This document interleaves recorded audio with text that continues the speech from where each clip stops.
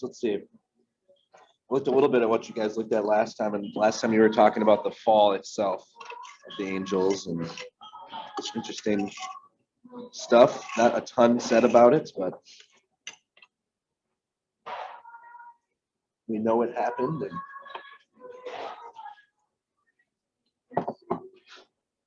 And then the during the week one, do you guys usually end up looking at that in person or not? Like that one, I didn't catch the end of the study last time. How it ends, you know, it says like during the week at the end is what it looks like. Where last week's took you is just kind of just as a review, where the devil has his two kind of strategies. The one is that to tempt you to sin. So he's the tempter, he's the liar, and we saw that right away in the garden. But then after he gets us to sin, he becomes accuser and says God could never love you. So he kind of double crosses us in that way, and as he goes back and forth between tempter, accuser, all with the goal of pulling us away from God and having us lose our salvation. So if that's the person who's behind things like the occult and other satanic type things in the world, then we should want to steer clear completely, as this man's only goal is to bring us away, or this demon, this devil, his only goal is to bring us away from God's word. So the introduction for this morning was, as you can see, what is Russian roulette and why is it a dangerous game?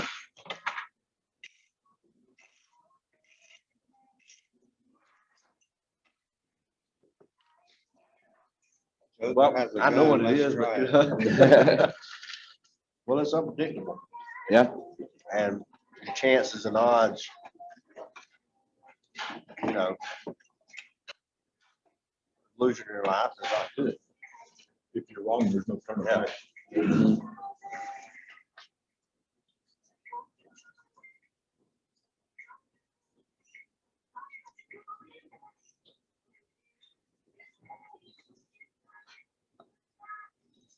Yeah, and then interesting thing about that game is eventually someone is guaranteed to lose and then lose everything. Like you said, there's no going back. Like it's gonna do its damage.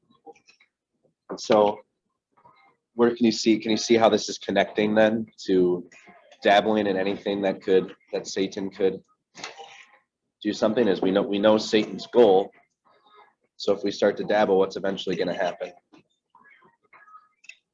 You could go down a path you won't return. Yes, exactly.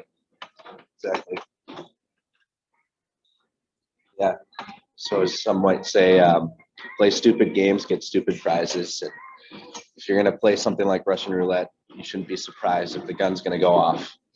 And if you're going to play games with the devil, you shouldn't be surprised when suddenly he's taking you down a path and you've lost faith, or something worse. I mean, nothing's worse than losing your faith, but other things in life too, losing family, losing health, who knows what it might be, all because maybe you've tried to gain some sort of worldly wealth or power or something like that.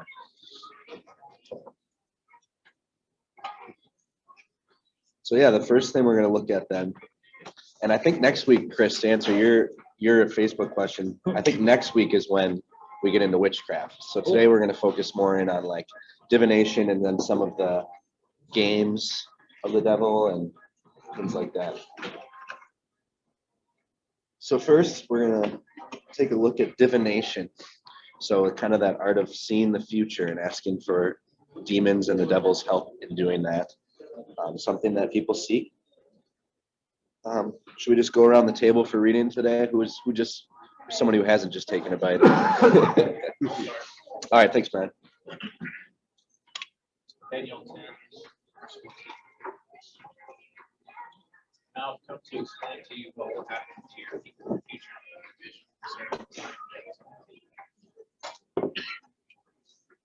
Yeah. So here we see an angel appearing to Daniel, telling him that he's going to show him things that are yet to come, and that we see then God's power and through his angelic messengers too to predict the future. That's God's power only. But then sometimes maybe people want to have that same possession or want to have that same blessing on their own time. And the devil wants us to see him as the easy way to get it done. So some dabble in the occult, hoping to see into the future. Is it possible to know future events though, outside of the Lord? Any thoughts on that? Is it possible to know future events? I feel if you have experience in that, let's say you have, I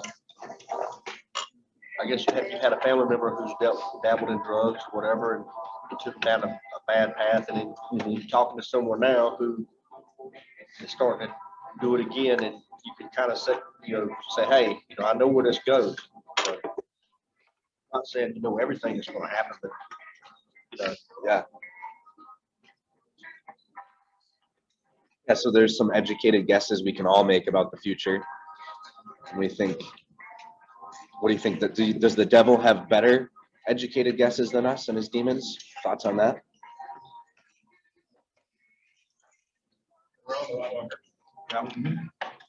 Yep, that's true. And while we should be reminded, he's not omnipresent. We know that, only God is. But he is spirit. I mean, he's not a fleshly body, and he can be in many different places. We don't quite understand how he travels around, and we know he has demons who do his bidding. So therefore, he's got ears in more places than we do. Does that mean he might know things that are said behind closed doors? Probably, yes. In fact, I was just re-listening to a little bit of 2000 Demons. I don't know if you've heard of that little book. It's written by a professor at seminary, Professor Alan Sorum. And he was talking about some of his stories from some of our missionaries and things in Africa, where there's still a much more of an awareness of the spirit world over there that does exist, that demons that can possess and cause sickness and other things. And he says there's many experiences pastors have had or other missionaries where they've seen demons reveal secret sins of others in the room when they would come to cast out the demon and stuff like that. So that's kind of seems to show that the demons do know some things that we certainly never could, and therefore could probably make some strong educated guesses on the future. So they know something a government leader is planning, or they know what another person in the room is thinking when something. So it's a power that I guess people would maybe want to tap into. So the author here says, yeah, the Lord knows the future and occasionally revealed it through his prophets and apostles. That's what we see through Daniel. And I think the reason Professor Schitze chose Daniel here is because Daniel is like incredibly accurate in the chapters to follow about the ancient kingdoms that would be coming after him, from Greece to Persia and beyond, and Rome too. And so we certainly see he got to see it. But the devil does not know the future, but simply makes educated guesses about what may happen.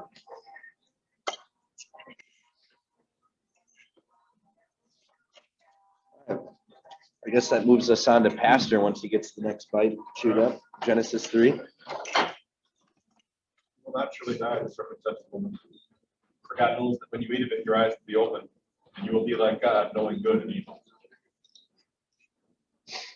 All right. Just taking that into account, where did the art of divination originate?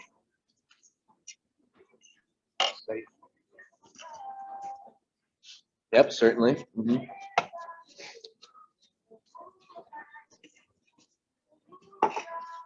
But see, Satan didn't only know this.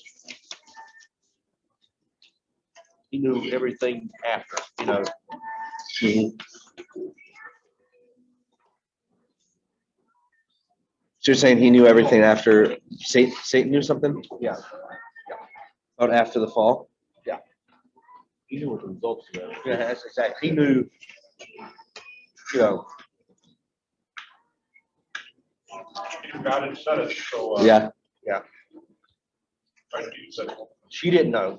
And of course, he wasn't going to share everything with Yeah. her. So That's right.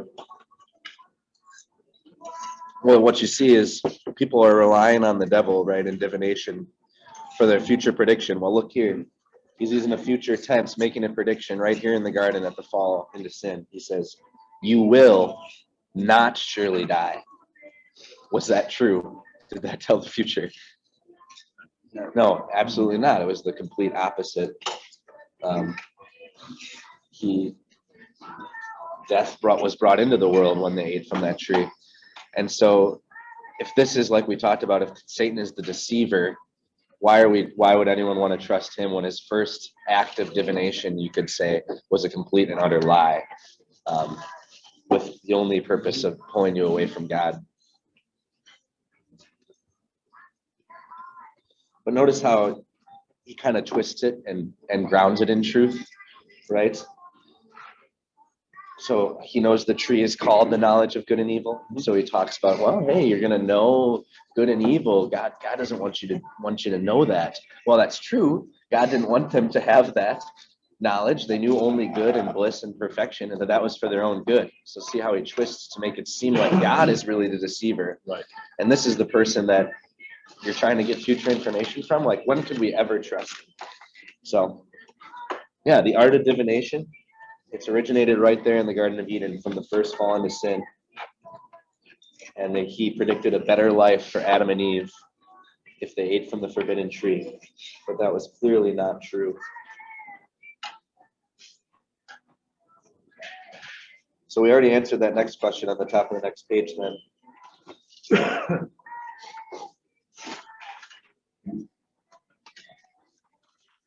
She says Satan's prediction didn't come true. By sinning, Adam and Eve encountered a life of pain, misery, and death. Their life was worse, not better. So Satan's end goal is, of course, to take us to hell. He wants us to go to hell, and he will try to do that by any means necessary. So might he try to pull someone in? I think maybe with like an initial, I think I've read and heard some stories of people, yeah, divination seems really powerful, seems really accurate, but perhaps does the devil not want to pull you in with making it seem really powerful, really accurate with some of those easy predictions he can make with all he sees and knows, and then only slowly try to pull you away from completely to hell? But yeah, and I'm sure in other studies you've talked about already the devil's goal, but I mean, just thinking about that is clearly his goal, because I mean, we see even Jesus in his parable of the sower, that it's the devil's the one who comes and snatches up the seed when he has opportunity to. And so we know he's not going to waste opportunity to do that.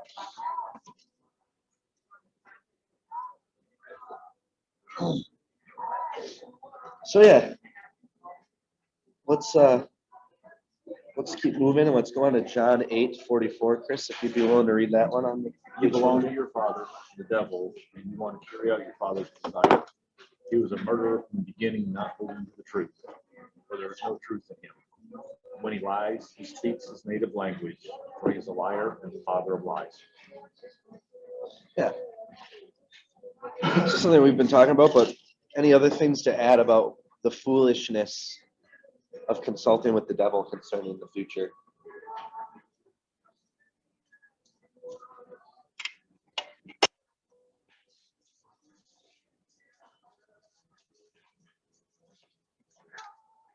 I guess I would say asking the devil about the future is like asking nothing at all.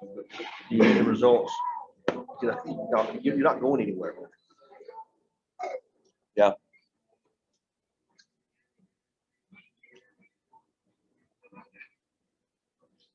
You already know that he's a liar. Not Yeah. Right. Why would you consult that source? Its reputation speaks for itself. Like we talked about on Sunday at Bible study, for those who were there, talking about a name, right? And everything that's behind a name. Jesus calls him deceiver, and everything that's behind a reputation. His reputation is clear that what his goal is. We see that from what Jesus tells us. We see that from the garden. And just to talk about what we said before, I think some say, maybe it's completely impossible for them to know all of the future from their different ears. But one thing we do know is that demons and devils can perform counterfeit miracles. We saw it already in Exodus with some of the things where they changed water into blood and the magicians were able to do that, and they were able to make the staff into a snake. And then I've put 2 Thessalonians in my margin here. It says, the coming of the lawless one will be in accordance with the work of Satan. So they were talking about the Antichrist, like we did last week at Wednesday devotion. And will be, and the work with the work of Satan displayed in all kinds of counterfeit miracles, signs, and wonders, and in every sort of evil that deceives those who are perishing. They perish because they refused to love the truth and so be saved. So Professor Sorum in his book, this was one of the passages he was looking at when he was talking about those stories of the demons revealing secret sins and things. Like, to an extent, God allows them to do these different miracles and well, counterfeit miracles, as the Bible calls them, and signs.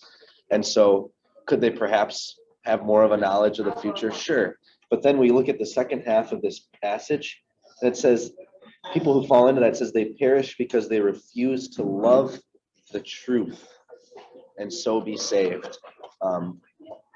So there you see, fundamentally, when we're trusting somewhere else for our future, I'll take a little more coffee too. Thank you so much. We're distrusting who actually holds our future, and we're going to get into that more. But we're not loving the truth we already know of what God has guaranteed for our future. We're saying, no, I need more. You know, whoops, not this. Sorry. Although, yeah, I could use some more of this. Yes. Oh, yeah. So, yeah. Let's see if we get everything. Go ahead. Say I'm something. thinking. Is it possible for a false miracle to occur in a church if it would lead the congregation astray? If we leave the congregation Astray. I'm kind of thinking of some of the ones that sit on TV where it's all about miraculous healings and all that other stuff, and that's what they tend to focus on. Or sightings. Yeah, where Satan would actually perform that without the congregation knowing that. And that way their focus is on a miraculous healing and not the finished work of Christ at Calvary. Mhm. And so their faith rests on seeing something that supposedly is a miraculous healing. And their trust is on that, because Satan loves to get your faith off of your Savior. Yeah. No, I don't know if well, like we said, these are all hidden things. We can't point to this and that and say, oh yeah, that was direct intervention of Satan. Go ahead, Brian. Peter asked a question. Oh, sorry, Peter, go ahead. Well, I was going to comment. I think one of the things that we really need to remember when we dig into when is God doing a sign is that in our time, God doesn't sign his work. You know, we have cases in the Bible where we are told God changed the Nile to blood, right? If the Nile turns to blood tomorrow, was it God doing it? Unless he gives us It could be somebody who just. it could be, yeah, it could be someone doing a trick, right? It could be a lot of things. And so, like, when we see things happening in the church, I think it is a hazard that a lot of churches run into, where they are expecting to see God revealing himself to directly lead their direction, or show where they need to go. Whether or not it's actually a false miracle, or even like misreading the circumstances. I mean, sometimes we know there are lots of cases of people interpreting things as miraculous or demonic that were maybe weather or something else too. So, Good point. Yeah, thank you, Peter. And you're right. Like, it all fits into, the devil wants to focus anywhere but Jesus. So if people are starting to come to church because they want a certain miraculous sign, because they want healing in this life, the devil celebrates because their focus is in the wrong place. So like you said, can we point directly to devil intervention or demon intervention on some of those? Maybe not. We don't know what's true and what's false, but what we do know is the focus is in all the wrong places. Yeah, thank you. Any other thoughts to add on that? Foolishness of consulting with the devil for future. I'll see if we missed anything that this author says. I had another thought on that too, which, like, we live in a free market society where you can do business with people who do not have your best interest in heart, but like because you're all kind of following rules, there are social norms, there are actual rules that can be enforced, you can kind of get a good solution out of it. But with the devil, we are dealing with someone who not only doesn't have our best interest at heart, but also doesn't have to follow the rules. Yeah. Yeah, that's right. And we think how well those people can often give a presentation that they're for something else. Now we're getting back into what the take-home reading was last week about how, yeah, he changes from deceiver to accuser in a blink of an eye. And he certainly uses that in his ways of bringing us into these different, well, whether it be divination or putting our trust in miracles rather than in what God's revealed to us in his word. Overall, yeah, saying it's dangerous is putting it probably as lightly as we could. It's more than dangerous. It's eternally dangerous. So yeah, let's jump on to John 20:31. I think we're on to Greg Porter here. But these are written that you may believe that Jesus is the Christ, the Son of God, that by believing you may have life in his name. So yeah, divination deals mainly with the future of our earthly life or future events of the world. And then what do most prophecies of the Bible deal with?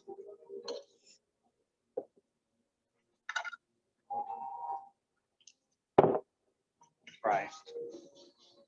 Certainly, yep. Whole Bible is Christocentric, pointing to Christ, but some predictions even go beyond just pointing specifically to Christ. Any others you can think of? The things that point to the end. Yeah. And that's going to be the take-home reading for this week, is looking at Jesus' predictions of the end time in the book of Luke.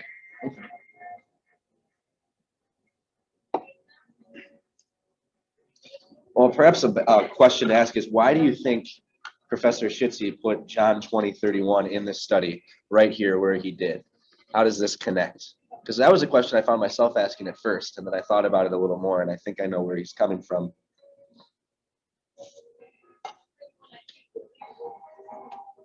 I think it's really easy for us to approach, I don't know, we're a consumerist culture, and we tend to interpret everything through our own lens of perspective.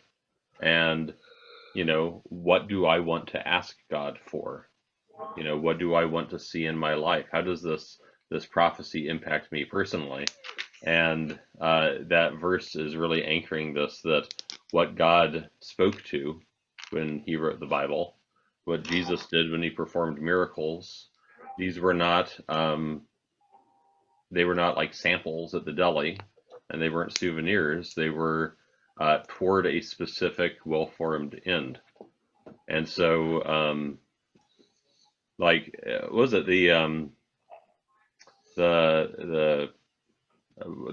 person in Conyers who was having the visions of Mary years ago, the eat, drink, and see Mary bumper stickers? Like, what was she adding to the scope of wisdom that God has revealed to us through her prophecy, right? Well, she wasn't really saying anything new. If she had been, that would have been a warning sign too. But, you know, like, what is God accomplishing through this thing that we believe is miraculous here? Yeah. That's well said, Peter. Yeah, you have it right there, right away. These words are written. That's what the these is referring to, the words of John that he put together in this book. And his whole purpose of his book was showing Jesus as the Son of God, the Messiah, very clearly. That was his whole goal.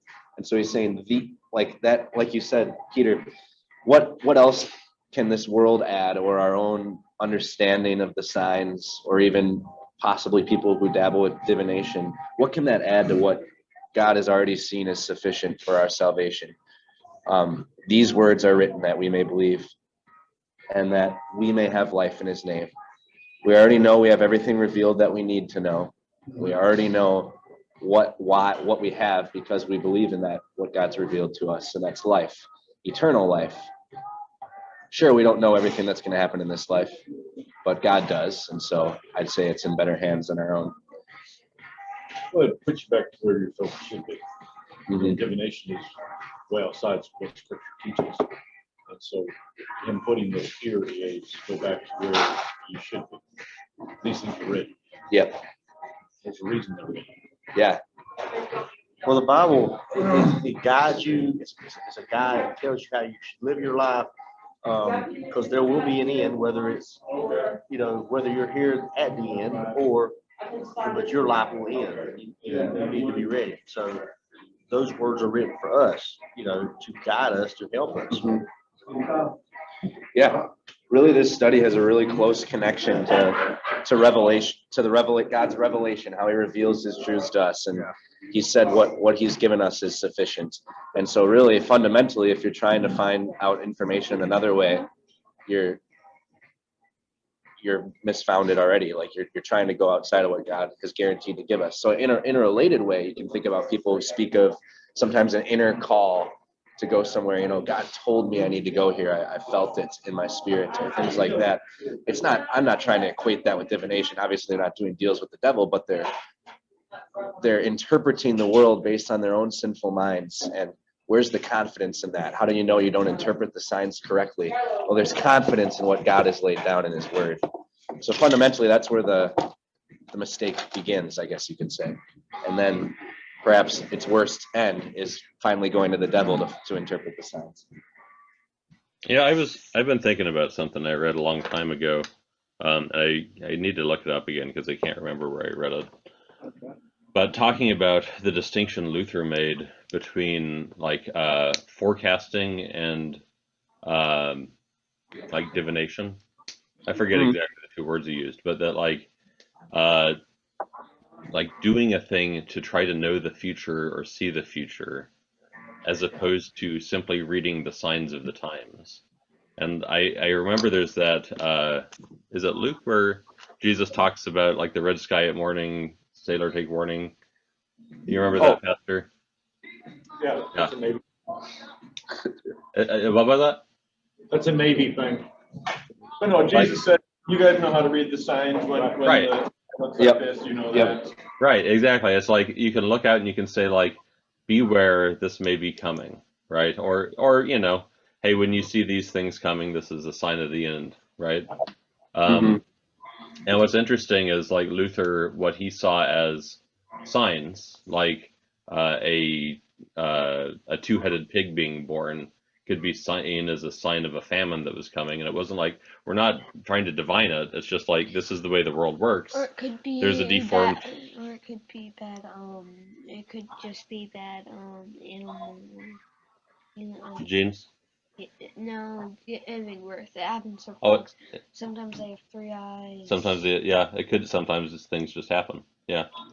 So anyway, I think it's an interesting distinction to make that we do forecasting and we can read the signs of the times, and it's a valuable thing to develop. But that's different than trying to seek out certainty or see where maybe beyond what we ought to. But then again, I mean, a century ago, people would have said we were being reckless and trying to do a 10-day weather forecast. Yeah, that's true. I would still say we're reckless in doing that, perhaps, but Works pretty well. No, it does. But I think it's a difference of, like you said, reading signs and then putting your trust in them. Ultimately, we're not going to put all of our faith in a forecast, whether you're talking weather or anything else in life. And ultimately, if something happens differently, we say, well, it's God's will that's done. And that's where our trust is. And that's where Psalm 23:4 is getting. I think it's up to, or Ethan, do you want to read it for us? It's right here if you want. Right. Whoops. Right here. It's from Psalm 23. Even though I walk through the valley of the shadow of death, I will fear no evil, for you are with me. Your rod and your staff, they comfort me. Awesome job. Yeah, that was great reading. So yeah, in view of God's promise, why is it not necessary to know what the future holds for us here on earth? And I'll add in Psalm 23 here, well-known Psalm, even when all the signs are pointing that it's all terrible, you're in a valley of the shadow of death, whatever it might be, looks like you're going to die, looks like everything's going wrong. Why, in view of God's promise, why is it not necessary, even in those situations, to know?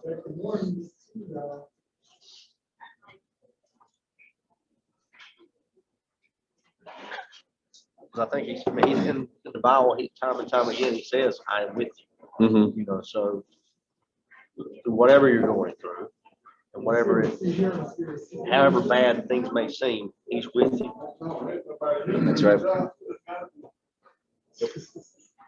Yeah, like the meme says, when they go as miserable, so we know. Yep, yeah. It's a good bumper sticker phrase, but it's true. I mean, it connects to this psalm. All right, and I think we've wrapped that up in many other ways too. So yeah, let's move on to astrology then. I'm gonna let you guys discuss astrology and how you see it in today's world, whether it's horoscopes in the paper and if you know people who have put their trust in that in the past.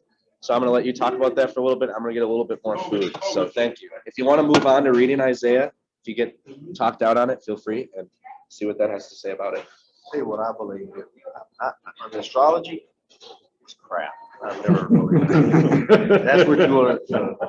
I hear people, hey, what's your sign and all this kind of stuff. And I always thought it was so vague that it wasn't helpful, even if you believed in it. How helpful could it really be? that's Right, exactly. well, and yeah, look at them all. I mean, they all. You read each one of What them. is astrology? It's if I'm correct, it's Where they look at the stars and based on how the stars are lined up, they make predictions. So Yeah. this means this means this. Is that the stuff like those daytime stars where if you're born in a certain month, you have? that's it. That's it. I just thought that was cool, not like a religion or something. Right, right. I And don't know some people treat it like that, but I mean, you were talking about the vagueness. It cuts both ways. If you, Yeah. Thank you. You're awesome. Thank you. you know, you look at it and you say, well, that could be, you could make that true of Yeah. anyone, any day. Yeah. Right. But then the ones that, no, this is, you know, so I'm, this is a good day for me to do this. Okay, well, if you go into something with a good attitude about it, thinking it's going to go well, it tends to go better than. Based on the astrological signs, everybody's born in a certain month period, all the same personality. I haven't seen that yet. Well, I've always said that, you know, believing in astrology and also getting a fortune cookie is about the same thing. Okay, you open it up, it's going to say something. Today, it's going to be a great day. Or you're going to meet a new face. Well, Actually, I don't I mean, think don't we I've ever every had day a we fortune new face? that told me something's gonna happen. I think it was always just like something like. And it is something kind of cool, which you have to be careful of, is if you can take it too far to where you're trusting more in what the signs of the stars and the moons and stuff are showing versus what God's word says. Well, in astrology, what they want to do, they want to persuade you to come and believe in this because it works, right? Yeah. But that's the way you have to be careful. Kind of studying it just to study. You know, like Pastor said, you should be studying other religions to know what they're teaching, to know what they're about. Yeah, to know what it is that we're up against, right? And so we can have our sword ready. But the thing is, this stuff, it's way out there to me. I just never, to me. But there are some that believe absolutely in it. You get a fortune cookie and that's the way they live their day. Yeah. So their fortune cookie should say they need to give me $1 million. Yeah. There was a lottery a few years ago that was won by like 300 people because it was the numbers that had come off the back of a fortune cookie. And some people really, they picked those numbers and it was just a weird coincidence. How much of the hand of the devil went out? Yeah. Yes. The devil Joe? made the cookie, the people made the paper. There you go. So yeah, what did I miss? You guys talked about how that's the first section of the first column you read in the morning, right? Horoscope. That's where you go. I don't read. Do you even know what signs you are, or would you know? But Yeah, I know what I am. yeah, I definitely don't read it. yeah. You'd be surprised. There's a lot of people that read them. I mean, Well, if you look at all those signs, I mean, each one have a label, like this one will be kind of similar to this one, and this one. oh yeah, So if you look at it, he can be born in March, I can be born in September, and somehow or another they're Yeah, related, yeah. in or whatever. Well, we go so far as to say this sign is compatible with this one, but not with this one. So you're choosing Yeah, to mate. You exactly. don't want to have one. Really? no. And if you're wondering if this is still relevant today, it is. Oh, it is. Snapchat has it. So, an app that a lot of teens and young adults are using all the time. Right there, if you click on your a friend's profile, one of the first things it shows you is sign compatibility with that friend. Yeah, it's say you and this friend probably have this kind of a dynamic and this kind of a dynamic based on your sign compatibility. So it's out there and it's very much there for our kids to see too. So something to be aware of for sure. Well, Ethan knows about it, and I didn't realize he knew that much about it, It's on so, Animal you know. Yeah, it's even on Animal Crossing, which is such an innocent game, like honestly. But even there, like they've gotten into sign reading and stuff like that. Yeah. Oh yeah. It's not like you're. Yeah. It's just you recognize it's a game. But yeah. But that was what you were saying is something Professor Schütze brought up in his book too. That so often they're so broad that you can kind of see how they're purposely written in a very broad way and kind of reserved way, so that oh yeah, that really proved true. Well, I mean, it was a pretty general truth to begin with about personality and people. And I gotta go to work. all right, sounds good, See Greg. you guys Have a good later. day, Greg. See you tomorrow. So yeah, did you get to move on to the passage at all? No, yeah. I think it's my turn to read anyway. So here we go. So all the counsel you have received has only worn you out. Let your astrologers come forward, those stargazers who make predictions month by month. Let them save you from what is coming upon you. Surely they are like stubble. The fire will burn them up. They cannot even save themselves from the power of the flame. Here are no coals to warm anyone. Here is no fire to sit by. So in that passage, what challenge do you see God giving to the astrologers and those who trust in it? I guess what he's saying, okay, so all this you've read in the Bible, everything that you've been taught, if this is wearing you out, go try the astrology and see where that gets you. I mean, it's going to a dead end road, basically. Yeah, I'm trying to remember. Maybe you'll remember the context better than me, Pastor. But I think he's I think he's flipping. He's saying, the stuff you're getting from stargazers. Yeah, that. Yep. See if they can do anything to help. Right? Gotcha. Are the stargazers going to save you? No, they're not. No, exactly. It's saying, what's coming upon you is coming upon you no matter what they say. I think I was going into the way a parent would tell a child, oh, you don't want to listen to me? Fine, go ahead. Go make that little mistake and then see where that gets you. Well, in a way, you're still doing that, right? You're saying, all right, fine, find out. Go ahead. It's a challenge. Go ahead. See where that gets you. And then he says what you're going to find. They're like a stubble that burns away, like their predictions can't stand. There's no coals to warm anybody. You think of the warm comfort of a fire, that's just not going to be there in the same way that there is with God and his comfort for us. So now we move on to Dungeons and Dragons. You're familiar with that. It says Dungeons and Dragons is a fantasy role-playing game with occult figures and spells. What makes this and other similar games dangerous? And then note the proliferation of computer games that rely heavily on occult themes. Any thoughts on those, or what you've heard, or how you feel about that? I never got into that. I got a brother. Right. That's Sure. what he taught me. I think some people get into it too, because it's fun, it's like stress relieving, and I think as long as you don't start believing in this stuff to where it becomes real, I mean, that you start living your life that way. Yeah. That's where you have to be careful. That's And a lot of that's times, dangerous. The person involved in this is not going to realize they're crossing the line. Yep. So you have to be careful, because once you cross the line, no guarantee you're coming back. You can go off into, I think the one I talked to you about, a high school person I knew that's now in the Indian religion thing.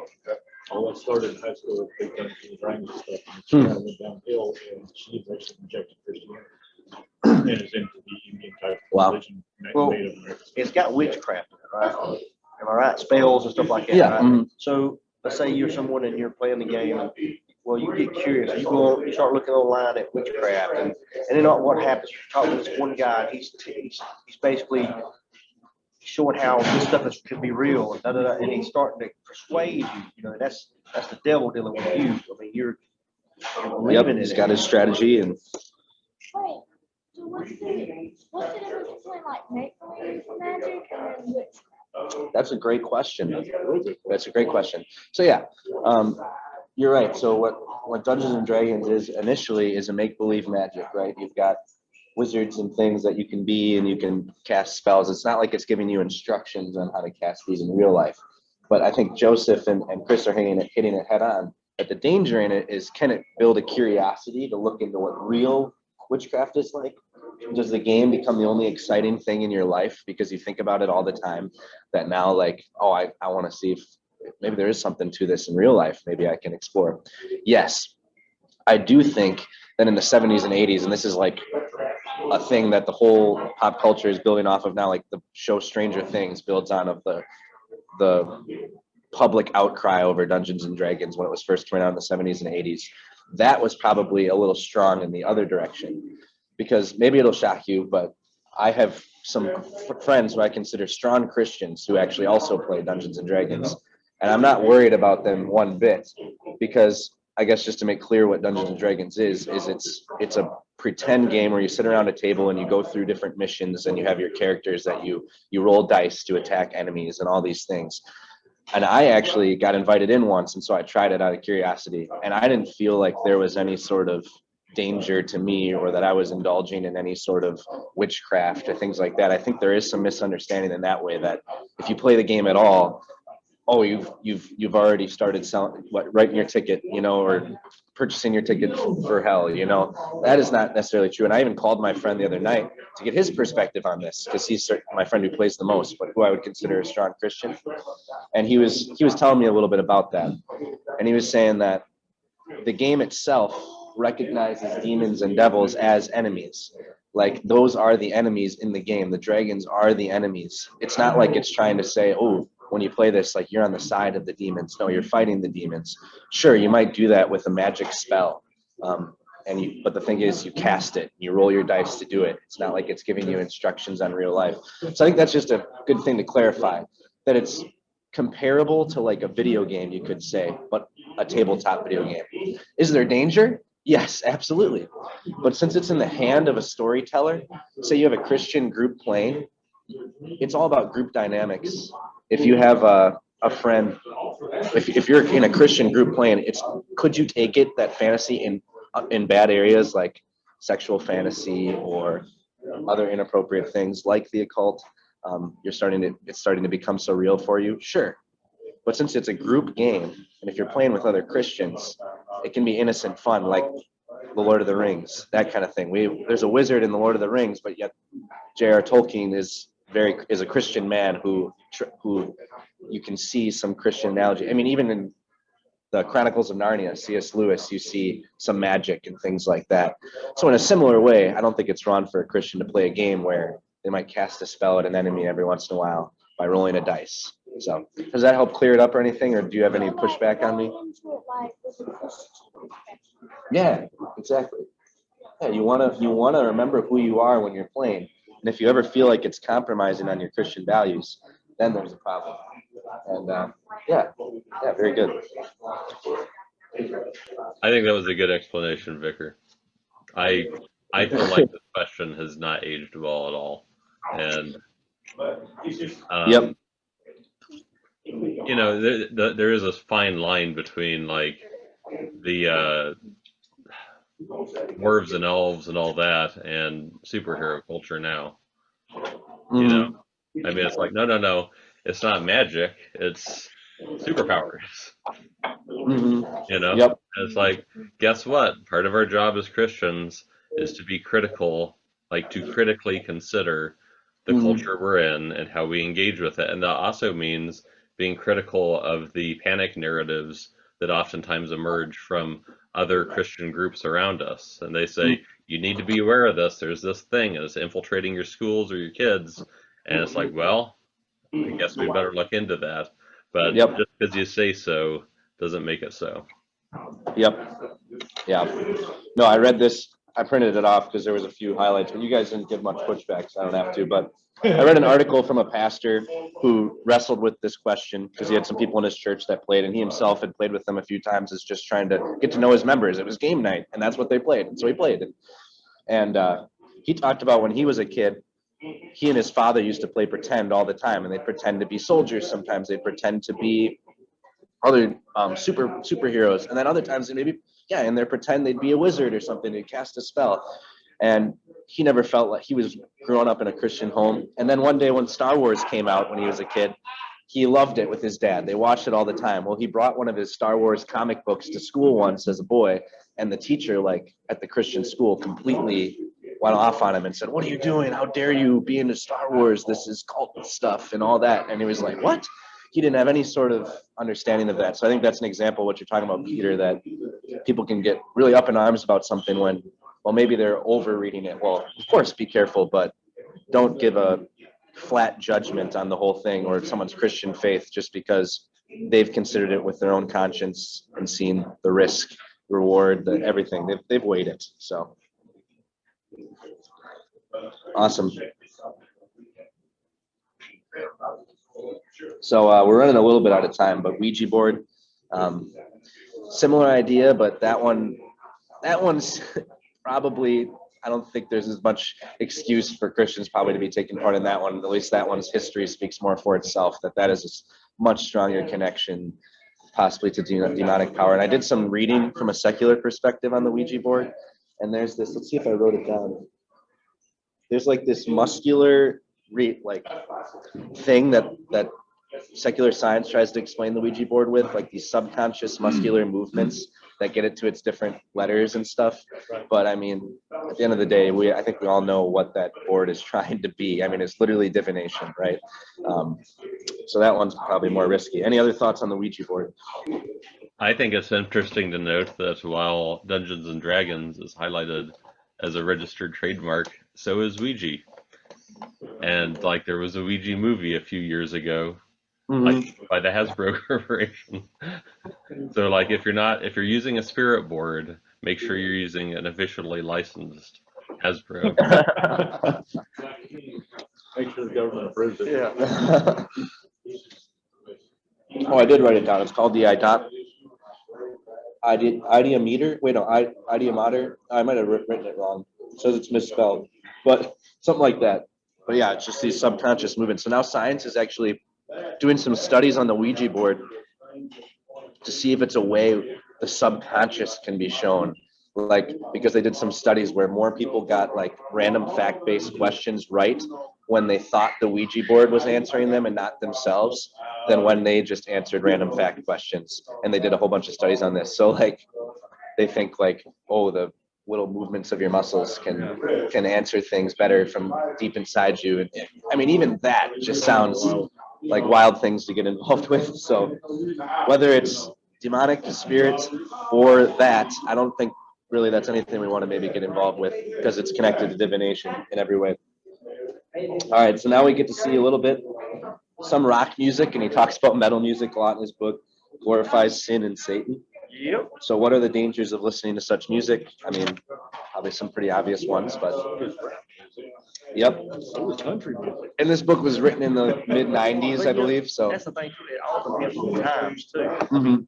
You look at the times, I mean, way back in the day, country music, there was some sorts of songs in country music, that's just bad. Look at Elvis Presley when he first come out, I mean, it was sin. It's just, and then rap music came out, not rap music, rock and roll came out, that was just the worst thing. And then R&B, rap, now this rap is just, it's bad. It's blankly, you can hear a car go by and they're saying all these negative things about women and just everything. So it all depends on the times too as well. Because now older, I used to listen to rock music when I was younger. I never thought about doing drugs or all the stuff that they were, these rock bands were doing. Some people took it that far. And so, yeah, and so these rock bands had influence on young people.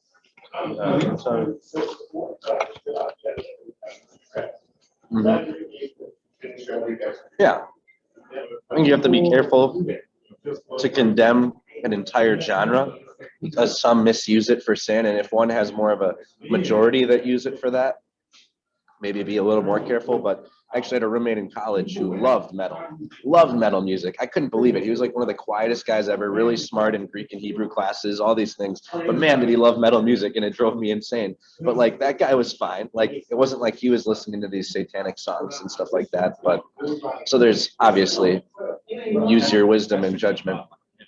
Oh, really? So I have a thought, Vicar. go ahead. Well, a lot of what we're talking about in terms of things like divination or astrology is like people looking for shortcuts, right? And we may find ourselves falling into the same trap of looking for shortcuts and condemning things too. You know, like I didn't listen to metal music when I was a kid, and I wasn't allowed to play Dungeons and Dragons. And that probably, I mean, like looking back on my life, those were not things that my depravities and temptations were not along that path. You know, sin found its own way. Yep. Yeah, sin will find its way. If you're living in a little cabin all by yourself off in the woods, there's still going to be temptation and sin. You know, you can't avoid it. But I like that. I like what you said. Yeah, I think that's good. Shortcuts is like the theme of today's study. Shortcuts to know the future, shortcuts for comfort outside of God's word. And then also we have to be aware of, like you said, shortcuts to condemning something. We want to say, oh, there's some bad in this, so let's completely condemn it. Not recognizing that if you start analyzing everything in life like that, you're going to hardly be able to use anything anymore, right? There's going to be. Exactly. Yep, exactly. Then you bring yourself with you. Well, that's true. Exactly. And then that's the trouble. That's the trouble because we've got our own heart. We can't get away from that. So, yeah. I mean, we get to that next question. It's going to be a lot of the same thing we've been looking at. So I don't think we have to keep beating this same point, but yeah, violence, movies, video games, same thing. Balance it, be smart about it, make sure your Christian values aren't feeling, compromised as you do them. And then let's just read the passages that give us some help as we do that. I think, Joseph, you're up to read. So 1 Kings 3:9, once you finish the sausage there. So give your servant a discerning heart to govern your people and to distinguish between right and wrong. For who is able to govern this great people of yours? Submit yourselves then to God, resist the devil, and he will flee from you. The Philippians. Finally, brothers, whatever is true, whatever is noble, whatever is right, whatever is pure, whatever is lovely, whatever is admirable, anything is excellent or praiseworthy, think about such things. Awesome.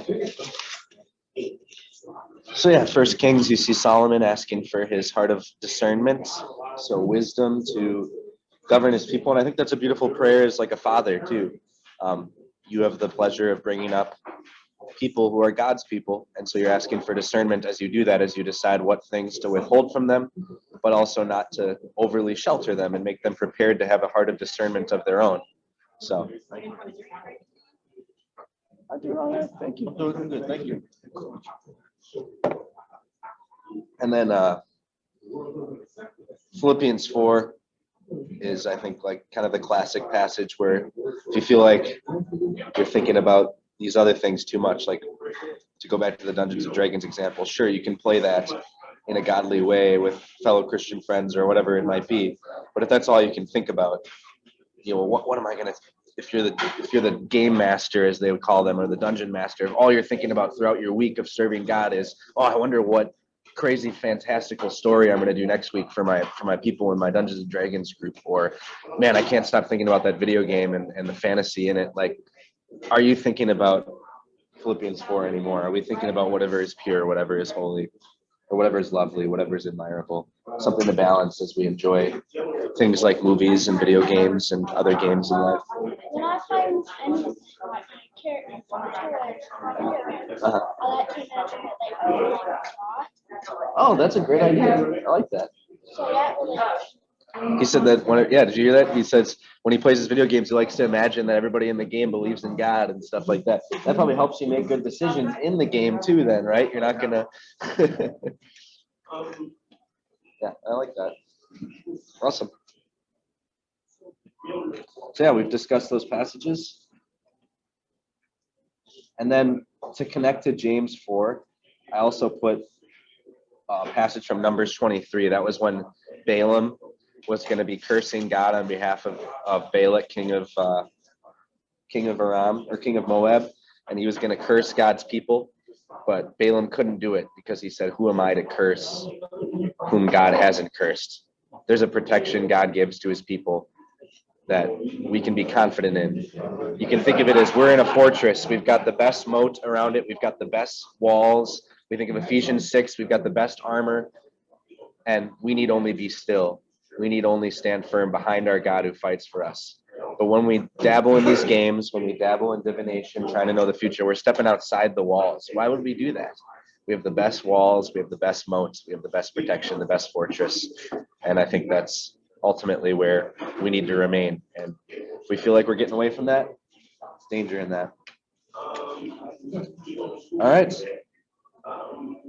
So we'll wait for Chris to get back and we can kind of look at that summary and do our closing prayer. Oh, it's going to be a little bit maybe.